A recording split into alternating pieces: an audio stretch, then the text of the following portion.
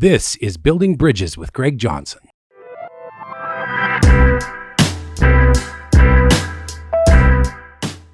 Hello, everybody. This is Greg Johnson back with another podcast experience on the Building Bridges with Greg Johnson podcast. We're so excited that you could join us today.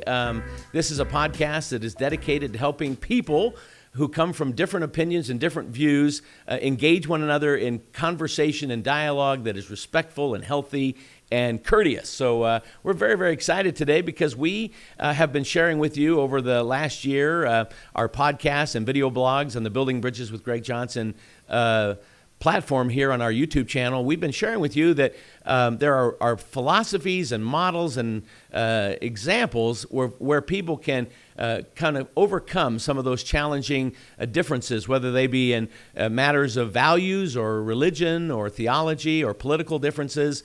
And particularly today, as we share this podcast with you, I think you're going to be thrilled, as I am, that we have two superstars, two really, really wonderful men who are senior leaders at the highest levels of their own respective faith communities. They've known each other for almost 10 years. I'm going to be speaking this hour with Elder Jeffrey R Holland, a member of the Quorum of the 12 Apostles for the Church of Jesus Christ of Latter-day Saints. He and I have known each other since 1997 and been friends since that time. And then Dr. George Wood, the former General Superintendent of the Assemblies of God, one of the, if not the largest evangelical denomination in the world, with over 160 million folks that are part of that fellowship internationally. So these two men had the occasions of meeting a few years ago, like I said, and I've known Dr. Wood for a number of years as well. They're both very, very special men. I consider it an honor to call them a friend and to have shared some wonderful memories with them. So with that, I'm going to introduce our guests. We are very honored to have Elder Jeffrey Holland and Dr. George Wood. Elder Holland, how are you today? Great, Greg. Thank you. Nice introduction. You've done this before. I'm impressed. With no notes. And Dr. Wood, how are you? Great, Greg. It's nice to be with you. And I'm very nice to be with George. Absolutely. Good to be with you too, Jeff. It's a wonderful privilege. Okay. And our audio is good, Marco? Okay. All right. Very good. George, you are coming to us from Springfield, Missouri, I believe. Is that correct? Yes, the New Jerusalem. That's right. That's right. That's another thing we agree on, George. There's another connection there. There you go. Well, we're going to spend the next about 45 minutes talking to each other. And really, what I want to do is facilitate a conversation between this, what I would call a very historic friendship. I don't think that many people would have thought, or maybe even today would think, that a senior LDS apostle of the Church of Jesus Christ of Latter-day Saints and a presiding leader of the Assemblies of God would even know each other, let alone be good friends. So what I wanted to do is ask you both first, if you could kind of recall, maybe share a little different perspective, but could you recall the first time you actually met each other and what caused you to be curious enough to take your friendship a little further? Elder Holland, why don't you go first? Well, Greg, you're my consultant on dates. You remember every date we've ever, in any experience we've ever had. You've got chapter and verse, so you're going to have to fill me in on that. It was March 11th, 2011. I was invited to the National Association of the Evangelicals.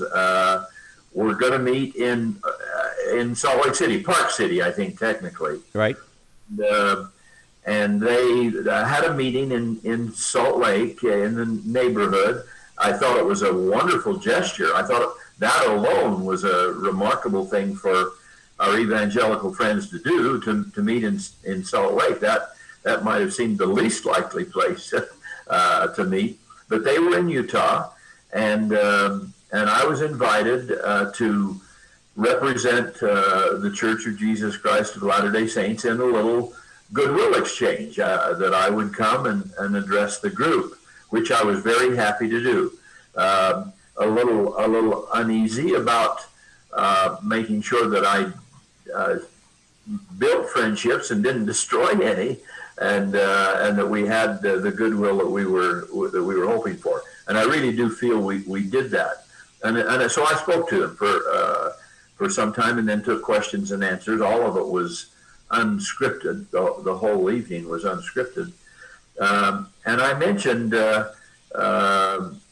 several things, and then opened it to questions. And a handsome, good-looking guy from Springfield, Missouri, asked, I think what might have been the first question, and it was certainly the best question. He said, "What keeps you awake at night? What do you worry about?" And I said, "Young people." Something to that effect. I think I said, I worry about the next generation. If those of us who've come to faith and have conviction and feel like we're over a little bit of the youthful challenges that young adults and even teenagers face, I said that keeps me awake. Well, after the meeting, and we had a little exchange and went on with a lot of other questions, but after the meeting, this handsome asker of questions came up, and it was George. It was George Wood, and we talked off to the side. We talked off in the corner of the room for not a long period of time, but it was the highlight of the evening for me, George. You probably don't know that, but as much as I enjoyed the whole evening, and as much as I felt we were blessed with an incredible spirit, I think prayers were answered, and certainly my prayers were answered, that it wouldn't be a bad experience for anybody, that in a lovely evening, spiritually protected and blessed, the highlight in that lovely evening was my visit with George Wood. And it was instant. It was instantaneous. You probably all had that experience. We do have that experience, that the minute you meet somebody, the moment you meet somebody, you know that there's a kindred relationship. There's something special happening. And that was my reaction to George. I wouldn't have known his background. I couldn't have said. I don't think he identified himself as being with the Assemblies of God. So I wouldn't have known his background. I wouldn't have known what he was doing or where he was from. I just, in my heart, said, "This is a great man. This is a man of God and a gentle, sweet soul." Both in the nature of his question in the large group, and then this more personal exchange that we had. So that started it, Greg. Well, let's. George is probably he's probably resented that ever since, but. No, let's get George in here. George, I can remember as a young board member for the National Associations of Evangelicals that I asked Leith Anderson during my very first board meeting, had the NAE ever come to Salt Lake City? And he said, probably not. And knowing that we were founded in 1942, I asked if we could ever host the NAE board meetings in Salt Lake City, and he said, "We'll look into it." And we got an email a few months later, and he said, "Yep, we're going to put Salt Lake City and make a little history on the calendar." So you came. That was really an incredible board meeting from my perspective, being involved in hosting. But George, what do you remember about that night and meeting Elder Holland? Well, at the time, I was a member of the executive committee of the National Association of Evangelicals, still a board member, and we were, I believe, in the governor's mansion. Yep. In a room there, and when Dr. Holland was introduced, I was impressed, Jeff, with your transparency. You were very honest about the areas of difference between the Church of Jesus Christ of Latter-day Saints and the evangelical movement, but you were also very loving and focused on the areas that we had in common. So I think you maybe spoke 15 or 20 minutes, and then when the time for questions came, I stood up. I think, probably because we were both strangers to one another at the time, if I remember rightly, I did introduce myself as the General Superintendent at the time of the Assemblies of God, but that was about the only time I said that, just as a kind of a marker. And I asked you, and you remembered it extraordinarily well, what keeps you awake at night? And when you answered, you started crying. And you said the youth, and then you went on to give illustrations of the coarseness of our culture and how concerned you were for young people. And I thought, you could said that same thing anywhere in the movement that I represent and had a similar response, because the concerns were for young people in the coarseness of this culture were really identical. And I just felt my heart intertwined with you at that moment. Said, here's a man whom I identify with in terms of his concern. And so afterward, I made my way over to talk to you personally, just to greet you. And here's something I may not have told you before. And I grew up in a home where my father was, he was not a hugger. I mean, I don't ever remember a time when my father ever hugged me. So I'm not a hugger. But when I came up to you, and we're about the same size, roughly height-wise, and I remember reaching out to embrace you, which was totally uncharacteristic of me. And I just felt, as we've talked before, about an instant bond of friendship between us that was cemented that day. It was a kind of an instant, there's some people you meet, you instantly like them. And that's how I felt toward you, and I believe that's how you felt toward me, and that began a trail of friendship over these last 9 years. It did indeed, George. It really did. Well, I can tell you, George, that I met Elder Holland in a rather spontaneous way in April of 1997, and I'm a little shorter than he is, but I had that same sense of bond and immediate interest in friendship, and his kindness and courtesy was amazing. And the next thing I knew, I had a business card and a request to call his secretary and have a lunch with him. So that was my experience as well. Hey, I know something about both of your friendships, and I'm going to ask George first, and then I'll flip-flop back to Elder Holland.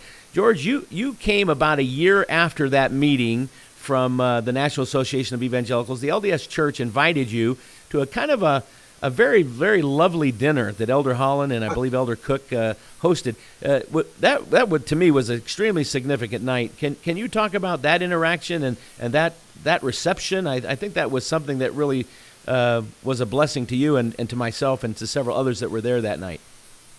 Yes, it was in the dining room, if I remember correctly, of the top floor of the Joseph Smith building. It was. And it was, you had a wonderful program arranged for us. One of the, and several of the elders, members of the Quorum of the Apostles, I think Quentin Cook was part of that, and I think there were two others. I think Todd Christofferson was there. I'm forgetting who else might have. I hate to correct you guys, but it was just the two of you that were the elders there. There were some other LDS folks. Bob Millett was there, and a few others. But okay, from the well, 12. we had a meeting later where the others were present. Then Later on, you in association with both Quentin and Todd, I think. Yeah. Right, and anyway, one of the things that was really very moving around the table is we all shared our personal testimonies and got to know one another better. And we're just treated so royally, so kindly. With me was our district superintendent for the Rocky Mountain District, Don Steiger, Jim Ayers, who pastored one of our churches in Salt Lake City, and another pastor. Why am I all of a sudden blanking on his name? Alex Lucero. Yeah, okay, Alex Lucero, that's correct. And so it was just a delightful evening. And just a little PS, and I don't know, Jeff, if you're aware of this, but afterward, when we all broken up, we were just talking to various people, and I went over, I had given, I think earlier, I had given you and Pat, your wife, my copy of the book of Psalms. You had, right? And so I was talking with Pat, and she held my hand between her two hands for a good period of time, and she talked about how what I had written had really ministered to her, and that really touched my heart. Sometimes when you give somebody a book, you don't know if they read it or not, and if they appreciate it or not, but it was very, very meaningful to me, and we subsequently, of course, had the occasion to be together at various occasions and only deepened the friendship that we felt for each other.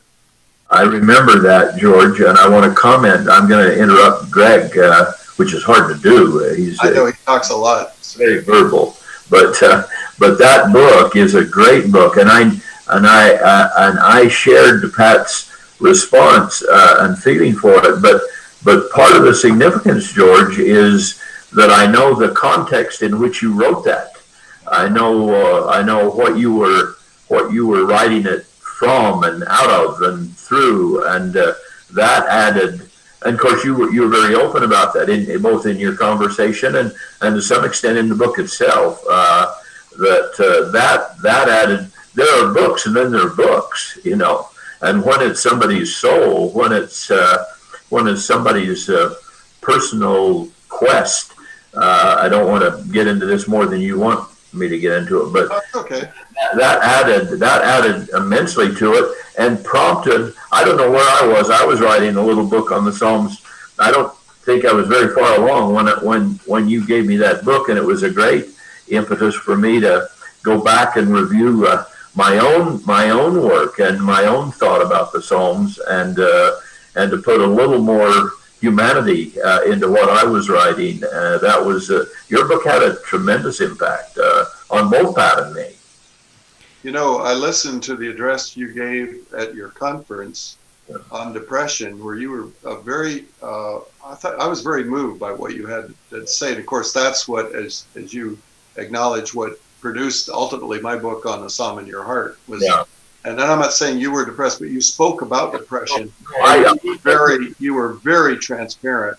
Yeah, at a young time, I guess it wasn't clinical, but I was really in a hole. I was worried about how to feed a family and get through school, and I really got in a dark spot, and so I identified with your quest, and you're working some things out. It was very moving, and of course the book is elegantly written and still treasured in our library. Pat and Jewel really hit it off, and I don't know, there was real chemistry with the Hollands and the Woods. I guess we don't need to belabor that for this audience, but it's really true. Well, we've had some great experiences together.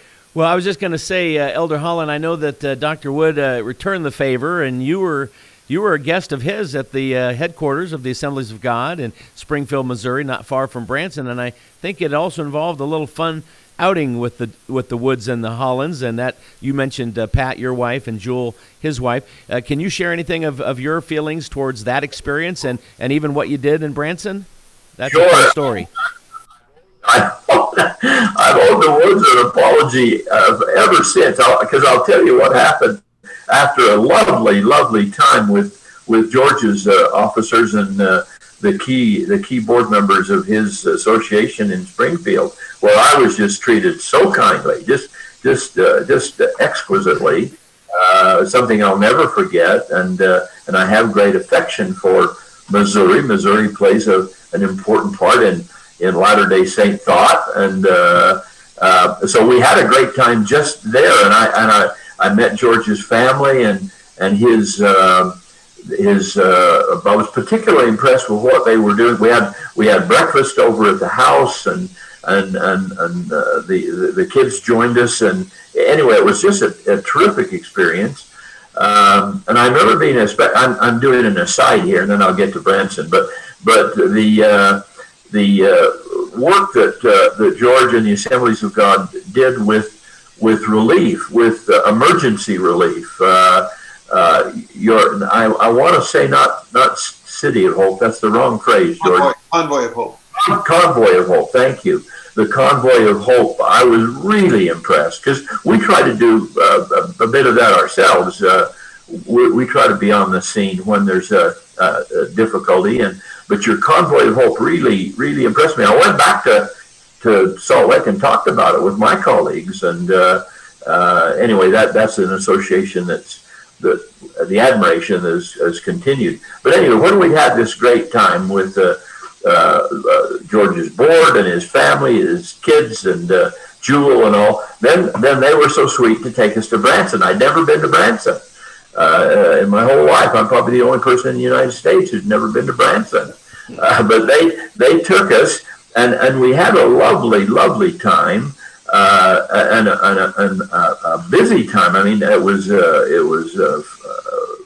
filled to the brim as we came and went, and the Woods needed to get home. They had other things to do. Well, just as it seems to me, George, you can correct me about the sequence, but it seems to me that just about as we were ready to wrap up the day, a full day, and the things you'd shown us, a show and a river experience and the whole thing, we met the Dutsons, and of course they do a show. They've got a theater in Branson, and I grew up with the Dutsons. They were my childhood friends, and BYU, Brigham Young University colleagues, and here they are in Branson with the show, and so we glommed onto each other, and they said, "Oh, you've got to come to our late show," and I just think Jewel and George said, "Oh, we need anything but this."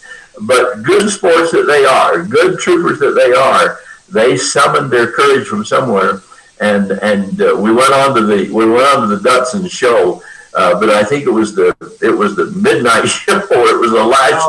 No. It was the 8:00 show. Well, it seemed like midnight. But they treated you appropriately so, like a rock star. I mean, they were good to me. When Holland walks into a place, I'll tell you. So they treated us just like with the same kind of respect. And we went back. Remember going backstage during the intermission? All the kids, all the grandkids. Yeah, it was a family thing. By the time we met all the kids and grandkids, maybe that's what made it midnight. I don't know. I've been grateful to George and Jewel ever since. Well, for a lot of things, but not the least of which was their willingness to sort of extend the day and put that show in, which the Dutsons would have been devastated not to put on a show for us. So anyway, thanks, George. That's one I owe you. When we get you in Salt Lake City next time, we'll make sure it's a short evening and a short. Well, I'm sure that our audience is intrigued and impressed with the delightful mutual admiration and friendship and good experiences that you've had. But I want to ask both of you, and we've got a number of questions to hit today, so let's be mindful of that. But does it surprise either of you or both of you, with our past evangelical LDS histories, does it surprise you that you have each other as such dear friends? Would you have ever thought, Elder Holland, that you would know the senior leader of the Assemblies of God, vice versa, George, one of the LDS apostles? And does it really kind of amaze you or surprise you that you do have this association today? Well, George, I'll lead out. I suppose it surprises me in the sense that I don't think I'd have had a personal relationship. I don't know that I'd have laughed my way in and out of Branson, with such an official, or been so delighted with them in Salt Lake City. That part is probably that was unexpected. That was unanticipated. The fact that I would know at a distance, that I'd know and respect other church leaders. Yeah, I know a lot of them. But they're figures that I may have met, might even been in a meeting or two, shaking a hand. But my relationship with George is very special, and that part is not common. That isn't run of the mill, and I wouldn't have supposed that in my youth, that I'd have thought that necessarily I'd have that closer relationship or that much reason to be admiring of George Wood as I am. George, what do you think? I could pretty much say the same thing. Obviously respect for people and other faith traditions, but to use C.S. Lewis's term, surprised by joy. Surprised by Jeff, actually, because it really did cross a lot of boundaries where people have defenses up against friendship. We're at a time in our country where people are talking about, the polarization within the country. Right. I think it's when two senior leaders like us can have a personal friendship relationship with one another. And I just admire Jeff for his willingness to be my friend and for his kindness, unbelievable kindness to me and to Jewel and Pat, his wife, as well. So, there are some things that the Lord allows in our lives that we don't plan on, and those are wonderful things because He goes beyond, does the immeasurable more than all we can ask or imagine. And I would have never imagined this, but the Lord provided this opportunity for friendship, and I was grateful to have the opportunity to become a friend to Jeff. Well, I want to speak to both of you from that perspective because I think it's admirable and it's impressive. You know, there have been a lot of historic bridges built between old enemies and old opponents historically. I think of Sadat and Begin meeting, in Israel, or and I think in the days of my youth, I know that the tensions between the Latter-day Saint community and the evangelical community were somewhat fever pitched, and there was a lot of tension and disagreement and a lot of debating. But I think over the course of the last 20, 25 years, we've really kind of begun to fight less and talk more, debate less and dialogue more. Does it say something about the fact that you do have this good friendship, that's something beyond just your friendship, but maybe between the two communities themselves? And if so, if it does say something, what does it say about the future relationship between the Church of Jesus Christ of Latter-day Saints and the larger evangelical world? What do you think's going on, or what do you think could come from this kind of example? George, why don't you go first? Well, first of all, I will say that the LDS and evangelical dialogue that has taken place has been very helpful in just the churches that are part of my fellowship, the Assemblies of God, in Utah and Arizona and other places, where I think that the thawing of the relationship on a personal level has made it so much easier for not only the Assemblies of God, but other evangelical churches and communities to have their presence in people where the majority population is Church of Jesus Christ of Latter-day Saints. So there has been a lessening of the separation or however you'd want to describe it. I'm not sure. I'm searching for the right words, but it has set a tone of kindness and hospitality and civility that works both ways. I know when this is personal, Jeff, I don't know if I ever told you this, but it used to be I would try to avoid if there was a Mormon missionary, I would try to avoid the conversation. Other people do. Yeah. So you know what I do now? I go up and say, "Hey, do you know Elder Holland?" And her faces just light up, and I say, "He's a friend of mine," and it just cracks through all the barriers. And I think that's one of the great benefits that's come out of this, is that we recognize that there is a love for each other which transcends differences that we have, but love covers many things, and a love of friendship does that. I agree. I'd say exactly the same thing, George. And I think what we've learned, and Greg and Bob Millett and the guys that have kind of led out on this for 2 decades now or more, a lot of credit goes to them. Absolutely. Proving that little seeds sown can bring a real harvest, because they have, and more work is yet to be done. But I think that the simple thing, gosh, you wouldn't have to be a rocket scientist to think of it or to do it. But that is it. I think in the past, and here again, I think mea culpa. I think we, with our missionaries as aggressive as they are and as much as committed as we are to proselyting, that we led with doctrine, and so some recipient or some person on the other end is going to respond with doctrine, and that's when almost instantly, if people aren't pretty good at it, the sparks can fly, and you're suddenly talking about differences, all the differences. I think what's happened, and what ought to happen a lot more often, is we flip that, and we start with friendship, and we start with what do we have in common, and that could be doctrine. That could be there's a lot of doctrine that we have in common. You and I have talked about that, but also just things that aren't kind of traditionally considered doctrine. Just friendship and goodwill and fun and getting to know George and Jewel Wood, and that is that's the approach we have to take. And I think that's what Greg and Bob and others have done, handling it very skillfully. We had our friend Rich Mao and a lot of people who've participated in this kind of thing over the years, that we find out what we have in common. We don't get too hung up on doctrine. If there's a serious doctrine issue, just we put it on the shelf.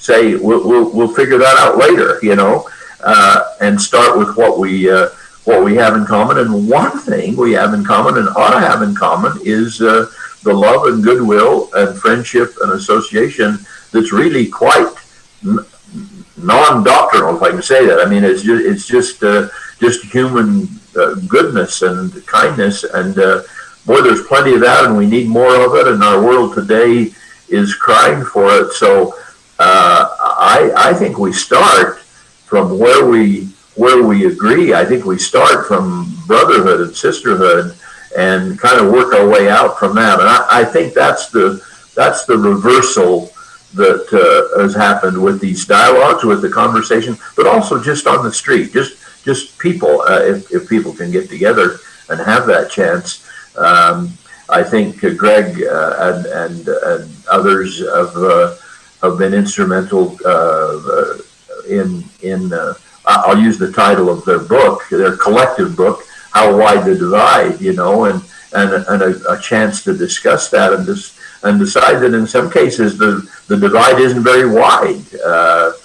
We'll work on whatever doctrinal issues are still left, but it's nice to know that we've got as much in common as we do. As you guys share that and kind of engage over the value of it and how it does transcend just your personal friendship and into a larger influence, there have been critics along the way. Bob and I both, and others have been a bit criticized here and there. And some people feel like the dialogue is just a friendship, a relationship, but it doesn't go far enough, or it doesn't expose some of the differences. Or sometimes people feel like we have some kind of agenda to do something other than what we're doing. If there are any concerns that either of you have about this, and how do you respond to those criticisms, perhaps that sometimes do come, that we're not engaged deep enough? You have someone like Ravi Zacharias, Elder Holland. You hosted he and his wife Margie last December. We didn't know that would be the last time we'd see him on the planet. We did. But such a tragic thing to see him pass so quickly with this cancer in May. But George Wood is a pretty sharp guy. You're a pretty sharp guy. Ravi's a pretty smart guy. We got some smart guys in the room. We got a lot of scholars. We got a lot of university students. They've all been involved in ongoing dialogue, professors and whatnot. Are we avoiding anything? Are we running from anything? Or are we really engaging not only in friendship but in good theological conversation as well? Jeff and I have had some very personal, private conversations that have been very transparent, very honest, and I'm grateful for that. The opportunity that I know we had that long car ride from Provo to Salt Lake City. We had a very fascinating hour-long conversation. That car ride for me could have gone on for 10 hours. I enjoyed it. It was only an hour, but yeah. I said to Jeff, there's some sensitive questions I have. I'm not going to get into it because that's a private conversation between us. But, and Jeff was very transparent in responding to me. I tried to be very transparent. I think there's two words to describe differences. One that people have two different opinions. One is polemic and the other is irenic. Polemic is the warfare, and irenic is the peaceful dialogue that I think in the long haul of things, irenic dialogue, IRENIC, produces more results on the positive scale than just simply an attack kind of a dialogue. Maybe our politicians can learn from that as well. Sure. Good point, George. Very good point. I do remember that car ride. I remember the topics we talked about. It seems like yesterday, and I cherished every minute of it. I felt like I was talking to somebody I'd grown up with and spent half my life with. That was the affection I had for you, and the fact that you can feel that and get talking about pretty serious doctrinal matters, but not have it alienate, not have it destroy anything. It was a lesson in, well, your ironic example is perfect. You can be engaged and passionate, but not destructive, not unkind. Yeah. Over the course of the years, as Bob and I have traveled from one location to another and spoken and given our presentation and written our book together, we've had more fun along the way, as you guys have described your experiences, where we look back now and laugh and the memories that we've had about being lost in traffic and one city after another, and yet all along, one of our stories of being on one of the upper floors of a hotel restaurant where many were in the restaurant at the late hours making merry with their beverages of choice. Bob and I were in the corner having a late night meal talking about the Trinity versus the Godhead, and we both laughed. What George and I talked about.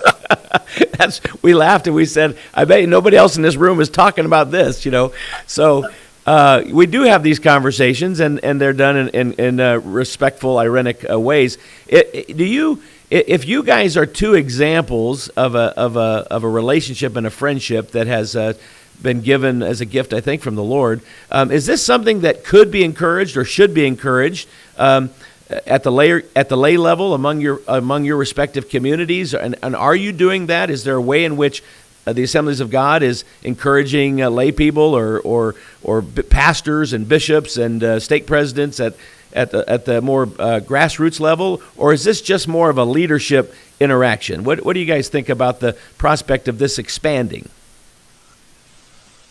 Who's first? Elder Holland, go ahead. I'll go.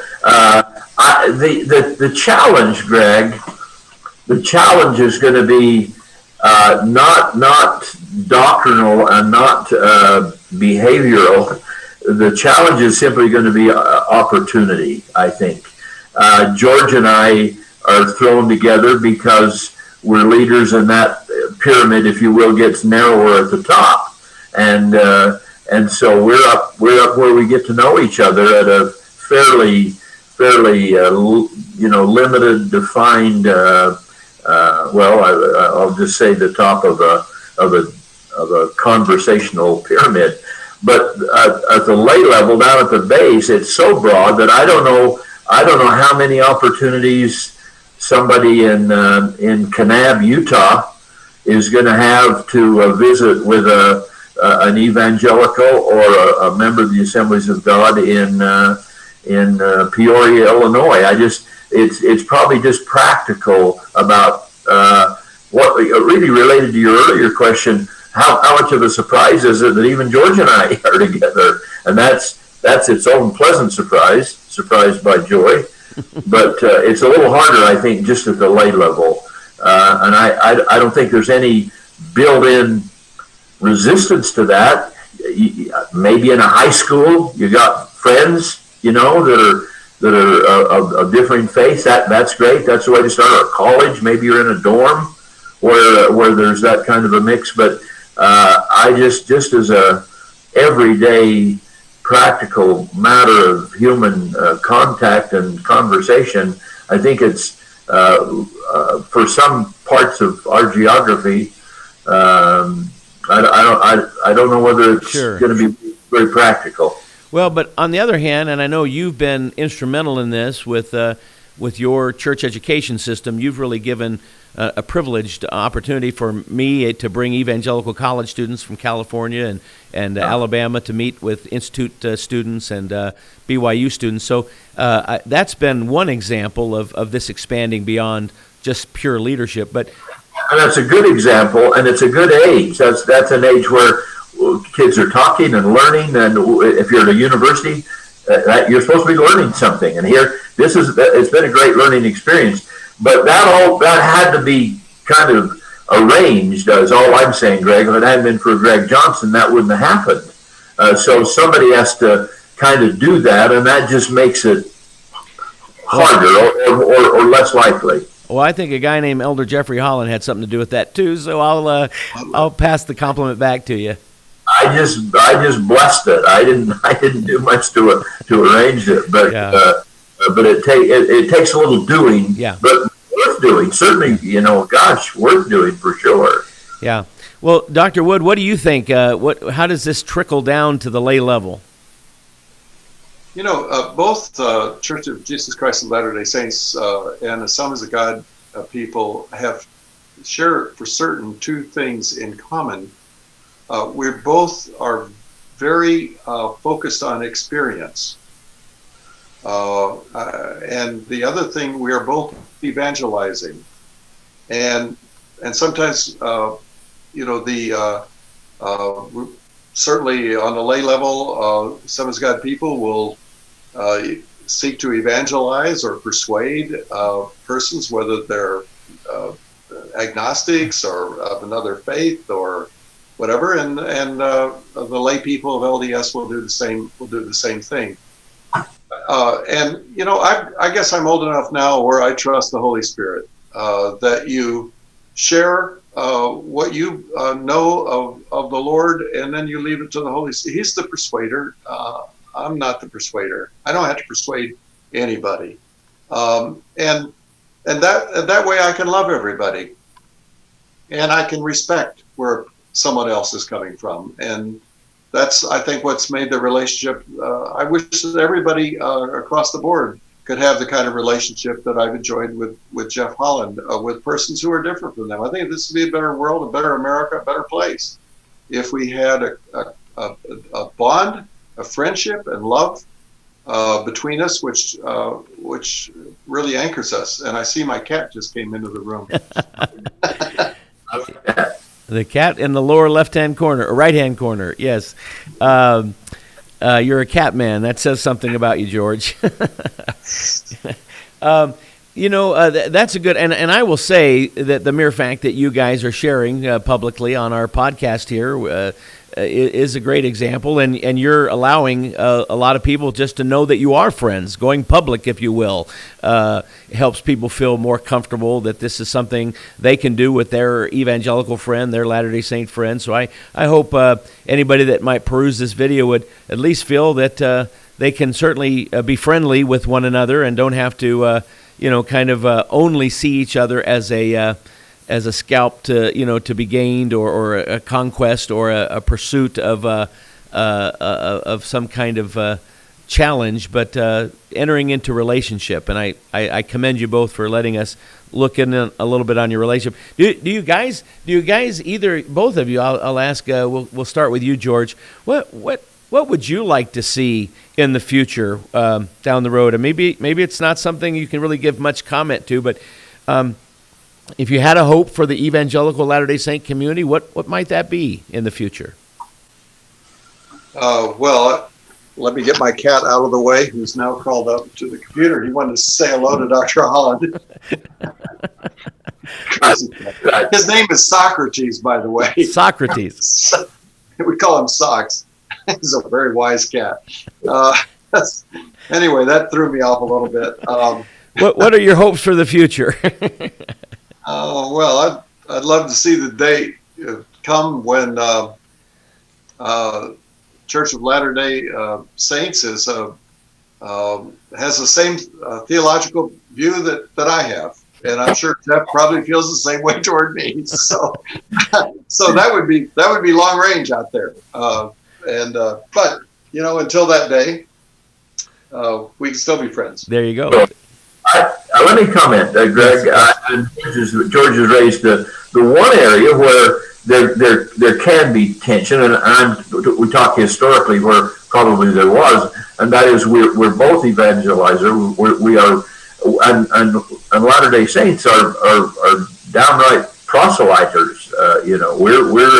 We're out there with this legion of missionaries, trying to get people to at least listen. And then, if possible, for them to see things the way we see it, as George has just said.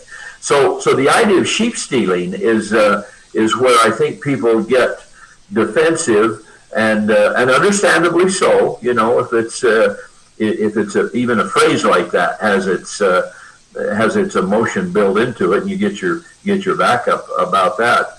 But but we're trying to have our missionaries, even we're forthright about our message. There's no question. We want everybody to believe what we believe, but we're also trying to have our missionaries see themselves first as true disciples of Christ, and a significant element of their time on their missions is to be devoted to service. Service in the community. That can be small service, that can be spontaneous service. In fact, it's supposed to be.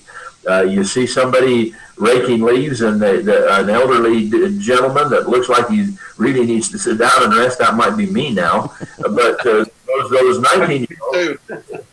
19-year-olds can say, "Hey, let me try a hand on those leaves for a minute," or if somebody's got a broken pipe in the house, maybe the kids won't be very good plumbers, but they'll help somebody get that done.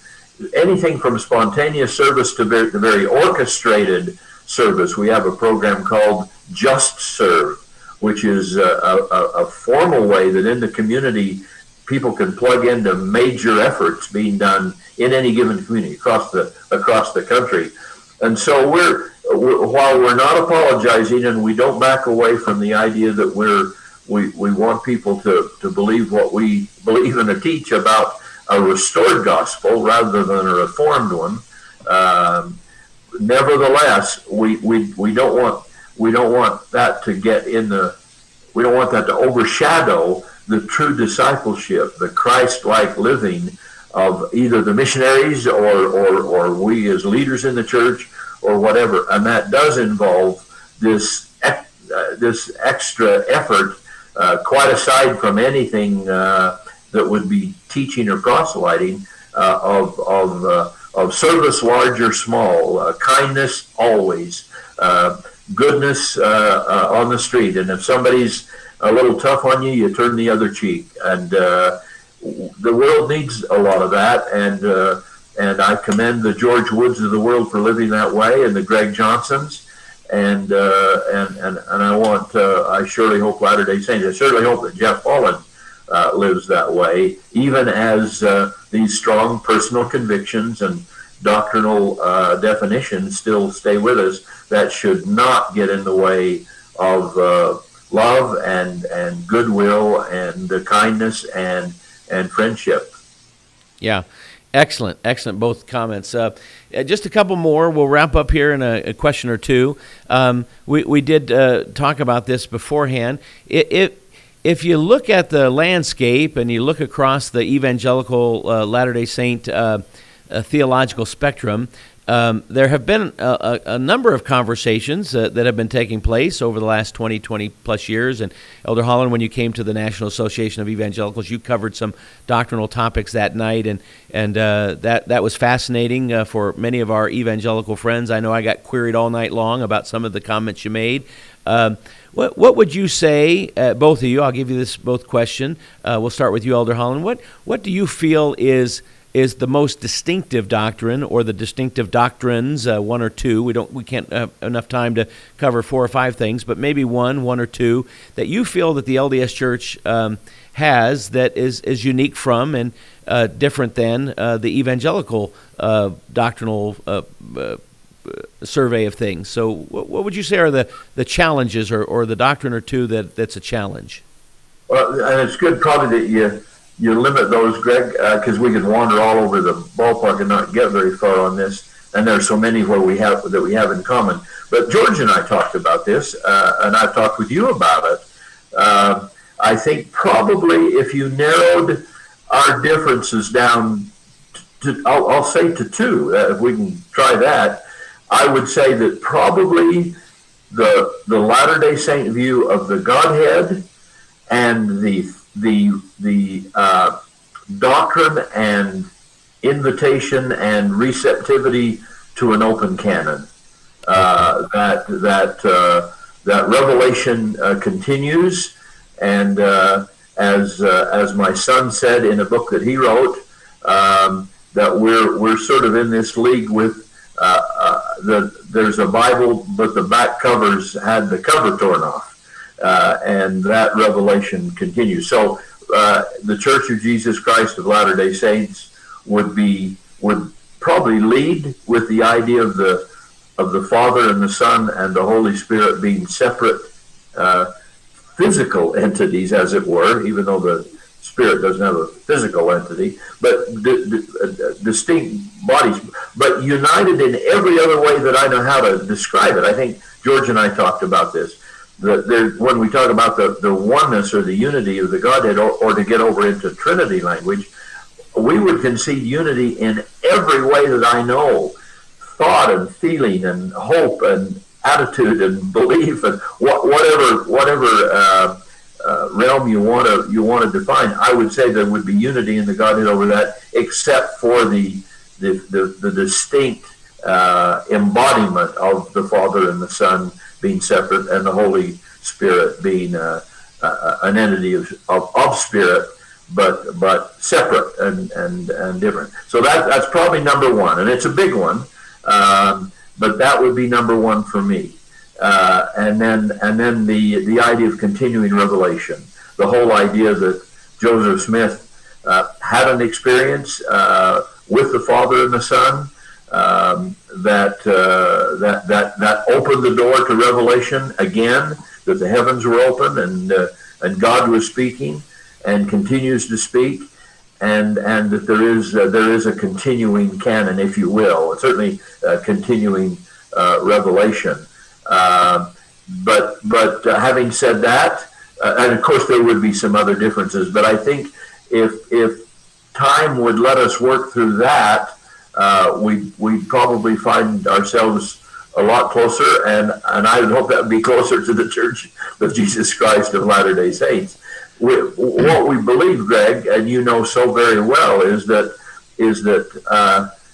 if the mainstream traditional Christianity veered away and lost the apostleship and lost those priesthood keys and those promises and that original primitive church gift, then when the reformers came, you can't get life from a source that isn't providing life. You can't reform out of an errant entity. So that's why if you get a Latter-day Saint corner, they'll always be coming up with restored language. We'll talk about the restored church or the restored gospel rather than reform. That if you pin me to the wall, I'd say those two are probably what we come down to. Just one quick follow-up. I'm just curious about this because this conversation has been going on for maybe 5-10 years or so. I think you and I have talked about this before, even into some interviews that President Hinckley gave. Can a Latter-day Saint, even regarding the Trinity and the Godhead, be still in good faith or good standing, if you will, on the whole understanding of kind of,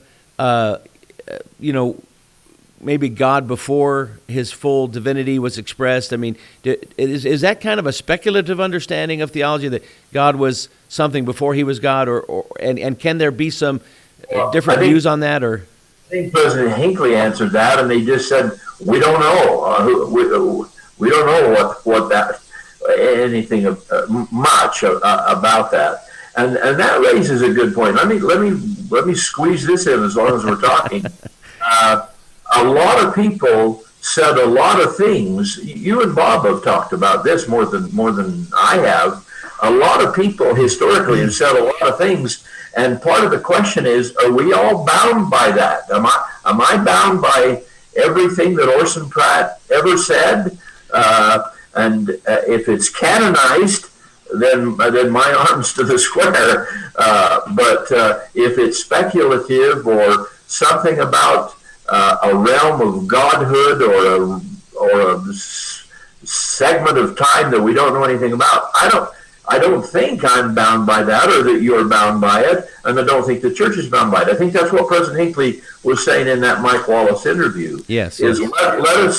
Let us talk about the things that we really do believe, and I keep coming back to canonizing, because that's a way to kind of filter through what's conversation or somebody's interesting thought, but it may or may not be true. That would be true of an early leader in the church. That could be true of a church leader now.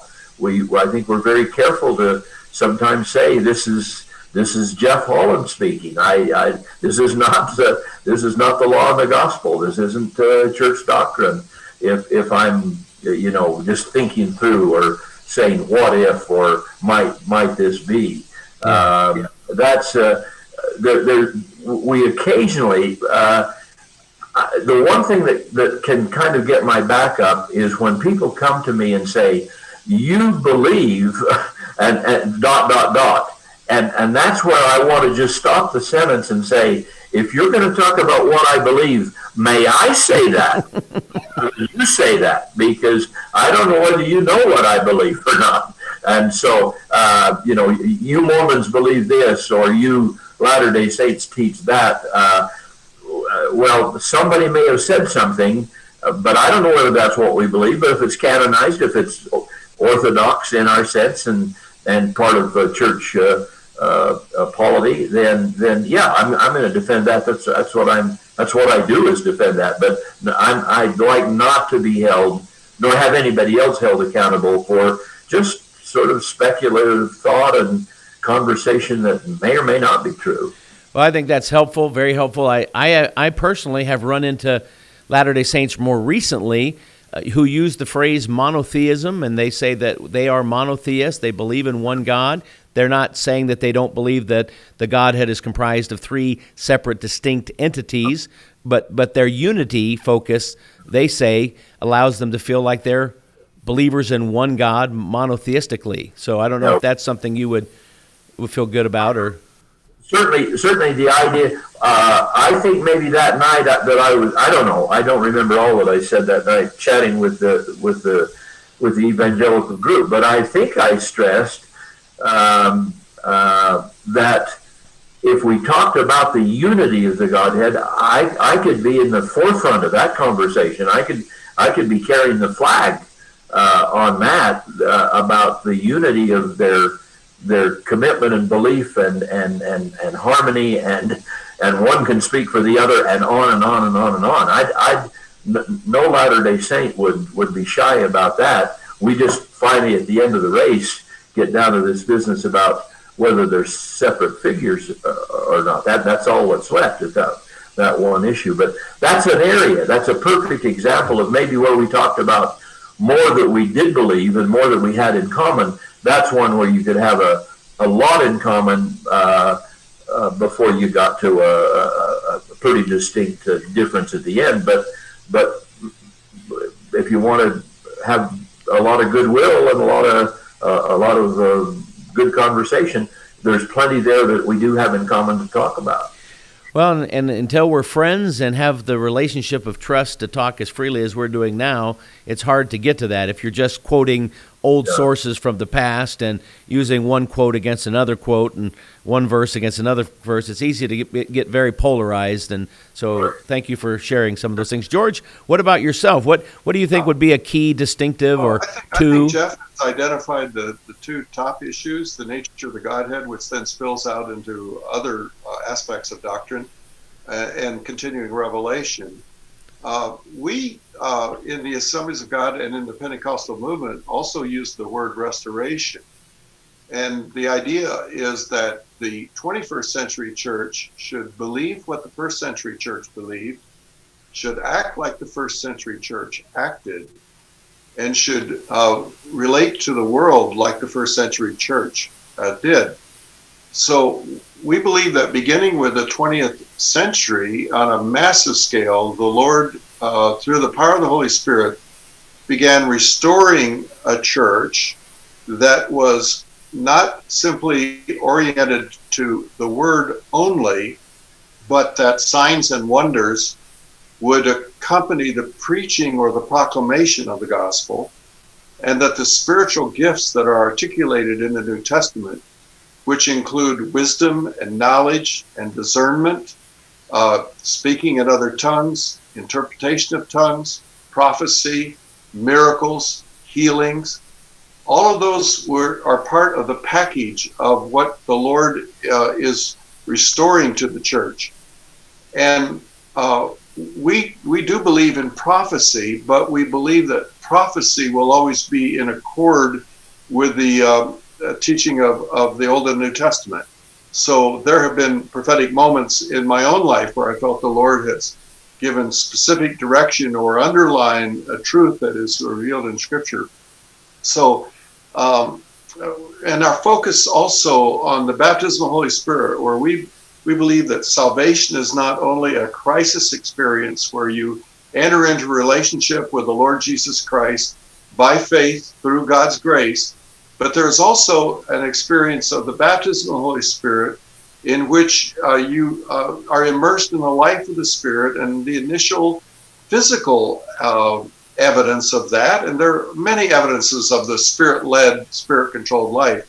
But specifically, the baptism of the Holy Spirit would be evidenced initially by speaking in a language one has not learned. I personally, of course, had that experience. I know in even in the official doctrine of the LDS, there is a belief in supernatural gifts.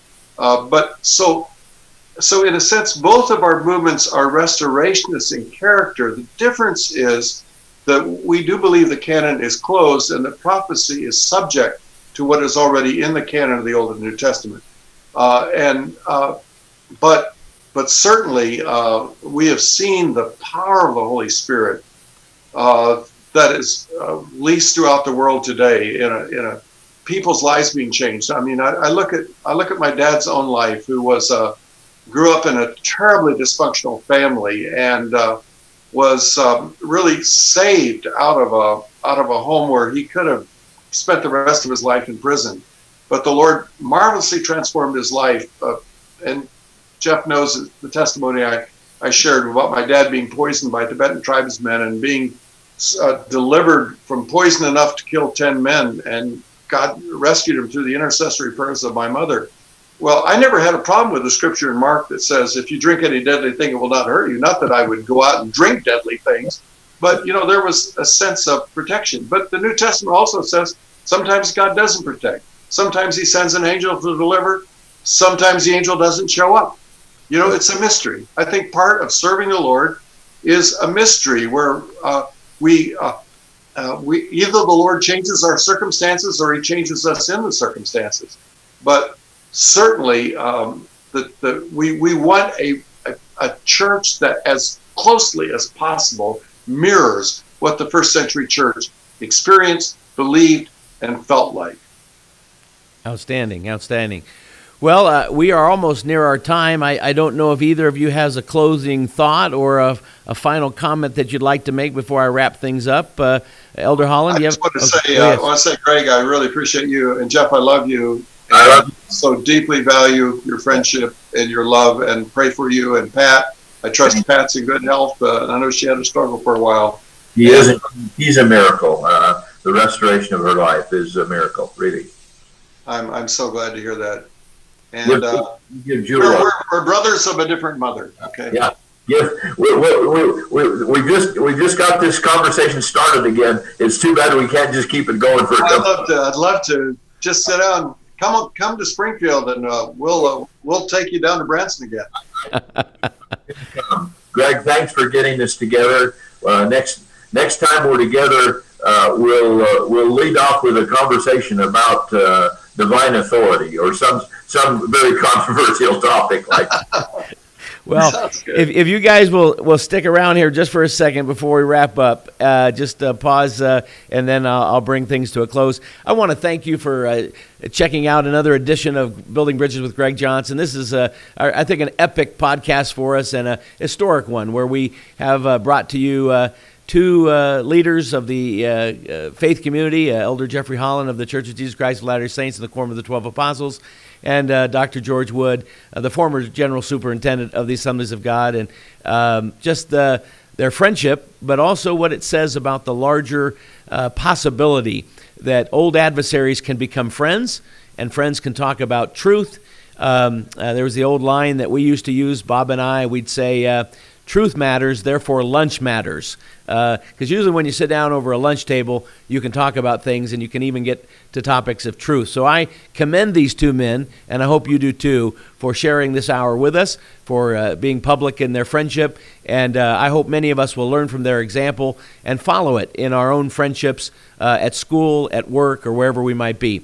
And if you are a regular viewer to the Building Bridges with Greg Johnson podcast, please like and share this information, and always push the subscribe button and the notification bell. That helps as well. So thankful that you could be with us. We'll see you next time for Building Bridges with Greg Johnson.